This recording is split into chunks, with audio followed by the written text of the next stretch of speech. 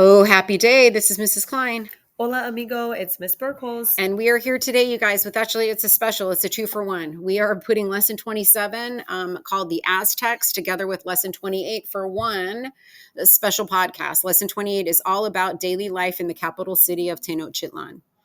Like always, there are guiding questions for these two lessons. The guiding question for lesson 27 is, how did the Aztecs rise to power? And for our vocabulary terms, we have Aztecs, causeway, conformity, mercenary, plaza, and Tenochtitlan. All right, starting on page 383, you guys, if you want to follow along in the introduction. The Aztecs were a Mesoamerican people who built a vast empire for nearly 100 years in what is today central Mexico. Their empire flourished from 1428 CE until 1519, when it was destroyed by invaders from Spain. In 1325, the Aztecs took refuge on an island in Lake Texcoco where Aztec priests saw the eagle on the cactus, just as the gods had promised. The Aztecs set about building a city on the site, which they called Tenochtitlan, and made use of the land's abundant resources. In this lesson, you're going to learn where the Aztecs came from and how they built their magnificent capital city. You're also going to discover how the Aztecs formed influential relationships with other groups and rose to power. Section 1, the Aztecs in the Valley of Mexico. The Aztec Empire arose in the Valley of Mexico, a fertile area nearly 8,000 feet above sea level. By the time the Aztecs arrived in the mid-1200 CE, the valley had been a center of civilization for more than 1,000 years. All right, the arrival of the Aztecs. Sometime around 1250 CE, a new group of people arrived in the Valley of Mexico. This nomadic band of hunter-gatherers called themselves the Mexica. We know them today as the Aztecs. The Aztecs had a difficult time establishing themselves in the valley. The people living in the city-states thought the Aztecs were crude barbarians, but the Aztecs were fierce warriors, and the city-states were willing to employ them as mercenaries. All right, in 1319, stronger groups forced the Aztecs to move away from Chapultepec, a rocky hill where they had made their home. The Aztecs fled to the south and became mercenaries for the city-state of Calhuacan. It was here, the Aztecs said, that they spotted an eagle perched atop a cactus with a long snake in its beak. The Aztecs took this as a sign that they should stay in this place, and they set to work building the city they called Tenochtitlan. The island turned out to be a good site for the Aztec city. The lake provided fish and water birds for food, and the island was easy to defend. Over time, the Aztecs' new home would grow into one of the great cities of the world. From mercenaries to empire builders, the Aztecs started building Tenochtitlan in 1325 CE. For the next 100 years, they again served as mercenaries for a powerful group called the Tepanecs. Through this alliance, the Aztecs gained land, trading connections, and wealth. All right, moving on to Tenochtitlan, a city of wonders. As the Aztecs' power grew, their capital city of Tenochtitlan developed into one of the largest cities in the world. How did the Aztecs turn an island into such a great city? First, they reclaimed land from the lake by sinking timbers into the water to serve as walls. Then they filled in the area between the timbers with mud, boulders, and reeds. In this way, they created small islands called chinampas, or floating gardens. At the center of the city lay a large ceremonial plaza where the Aztecs gathered for religious rituals, feasts, and festivals. Inside the plaza, a stone pyramid called the Great Temple loomed 150 feet into the sky. Just outside the plaza stood the royal palace, which was 2 stories and functioned like a small town. The city's main marketplace was located in the northern section of Tlaxcala. The island connects to the mainland by 3 causeways, the longest of which stretched 5 miles. The city boasted other technological marvels like the aqueducts that carried fresh water for irrigation. Okay, all right, the Aztec Empire. Tenochtitlan began simply as the Aztecs' home city, but after the Aztecs and their allies defeated the Tepanecs in 1428 CE, it became the capital of a growing empire. An empire based on tribute. Unlike other empire builders, the Aztecs neither established colonies nor forced conformity on their subjects. Instead, the Aztec Empire was a loose union of hundreds of city-states that had to pay tribute to the Aztecs.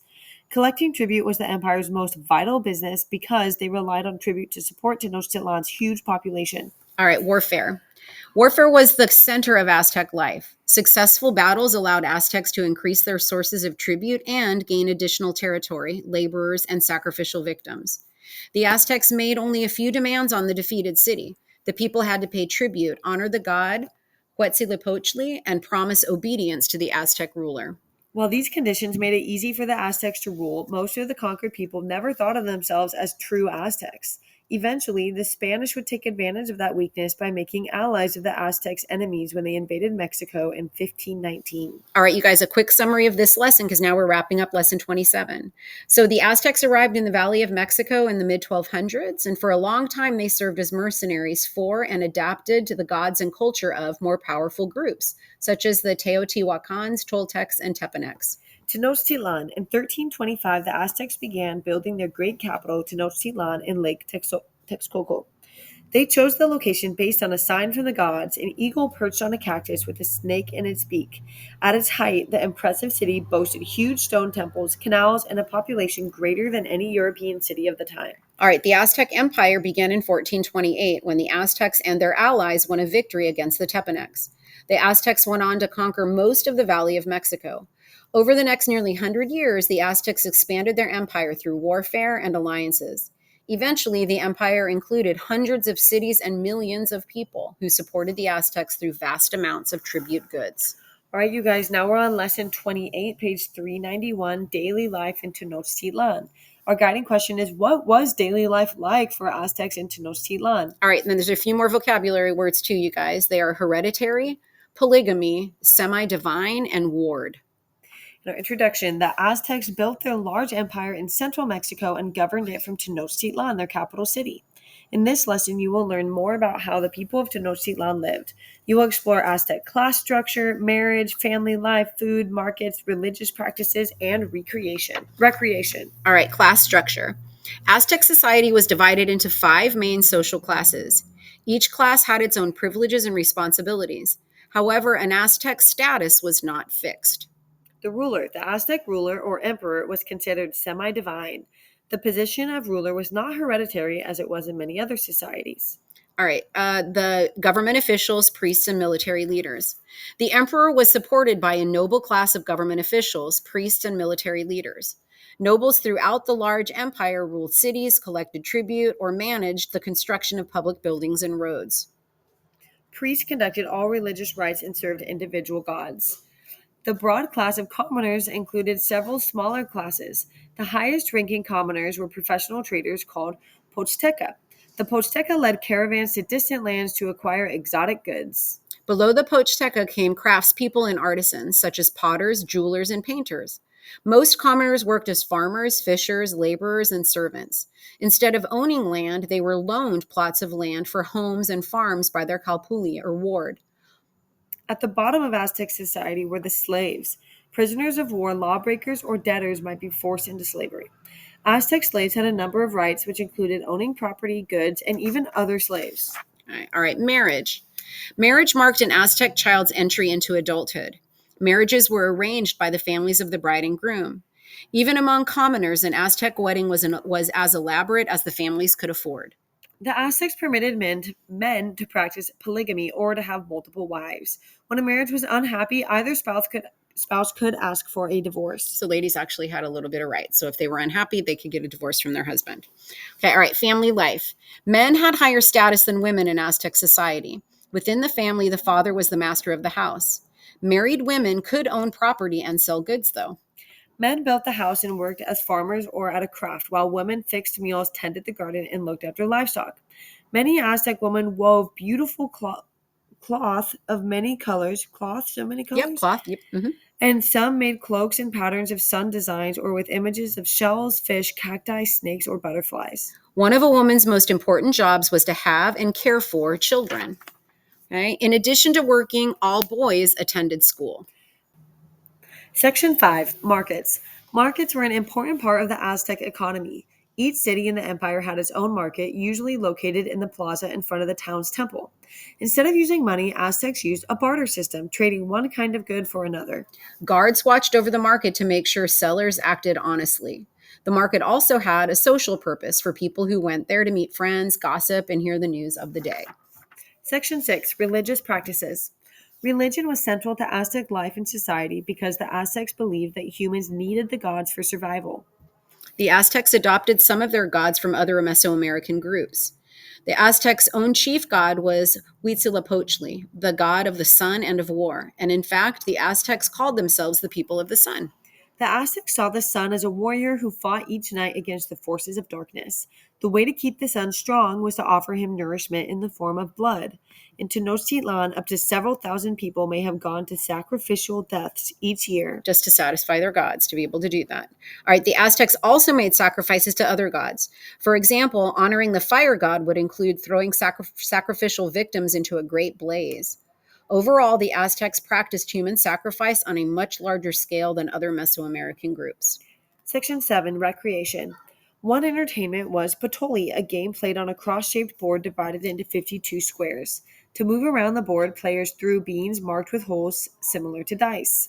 Oya Matzlitli was played on a tlatli, which is a long, narrow court shaped like the letter I and with high walls.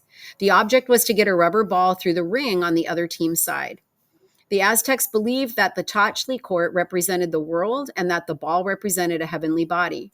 Because of this, the Aztecs built the Tlachtli courts near the most important temples, like the Great Temple in Tenochtitlan. And we learned about that with the Mayas, you guys, where they played the ball game as well. For our lesson summary, we learned about daily life in the Aztecs' capital city of Tenochtitlan. Class structure.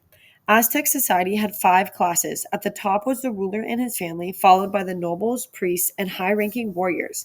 Next came the commoners. Below them were peasants, and slaves were the lowest class, but their children were born free. All right, marriage and family life.